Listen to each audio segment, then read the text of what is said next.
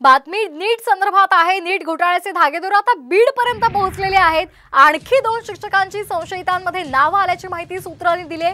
बीड माजलगावच्या शिक्षकांची या संशयीमध्ये नावे आहेत अशी माहिती आता समोर आलेली आहे। नांदेड एटीएसचे चौकशीसाठी आता त्यांना बोलावलेलं आहे अशी सुद्धा माहिती सूत्रांनी दिली। नीट घोटाळ्यामध्ये लातूर धाराशिव नंतर आता बीड कनेक्शन समोर येतंय का अशी आता चर्चा सुरू झालेली आहे।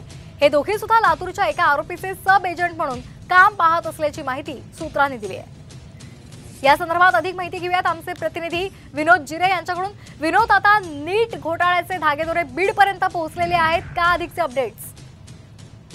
जर पाहिलं तर या नीट घोटाळ्याचं कनेक्शन बीड पर्यंत पोहोचण्याची शक्यता वर्तवली जाते, कारण की नांदेडचं जे एटीएसचं पथक आहे त्या टीमकडनं बीड मधील जे 2 शिक्षक आहेत संशयित म्हणून त्यांना चौकशीसाठी बोलवण्यात आलं होतं आणि त्यानंतर त्यांना लातूरला देखील रवानगी केल्याची प्राथमिक माहिती सूत्रांकडून मिळाली आहे। यामुळे आता जे नीटचं घोटाळ्याचं कनेक्शन आहे ते बीड पर्यंत पोहोचण्याची शक्यता वर्तवली जाते। ते 2च नाही तर इतरही काही शिक्षकांची चौकशी सुरू असल्याची माहिती आहे। मात्र जी अधिकृत माहिती पोलीस अधीक्षकांकडून किंवा पोलीस प्रशासनाकडून मिळायला पाहिजे होती ती अद्यापपर्यंत मिळालेली नाही। अद्यापपर्यंत त्यांनी नाव जे आहे ते सांगितलेले नाही। नेमकं कुणाची चौकशी केली आहे, काय केली हे अद्यापपर्यंत सांगितलेलं नाही।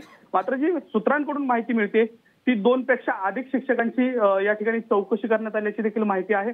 त्यामुळं आता नेमकं अधिकृत माहिती नेमकं काय बाहेर येणार? या अगोदरही बीड जिल्ह्यामध्ये अनेक घोटाळे पाहायला मिळाले। बोगस नोकर भरती असेल, आरोग्य विभागातील बोगस नोकर भरती असेल, त्यानंतर पोलीस भरती असेल, हे अनेक घोटाळे बीडमध्ये पाहायला मिळाले होते। त्यानंतर आता हे नीटच्या घोटाळ्याचं जे कनेक्शन आहे ते बीड पर्यंत येण्याची शक्यता वर्तवली जाते। अगदी धन्यवाद विनोद आपण दिलेल्या माहितीसाठी। आणखी एक महत्त्वाची बातमी, नीट परीक्षा घोटाळा प्रकरणामध्ये आणखी नवे खुलासे आता उघड झालेले आहेत।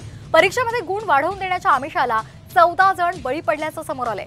या 14 जणांनी आरोपींना 50,000 रुपये ॲडव्हान्स दिलेले होते।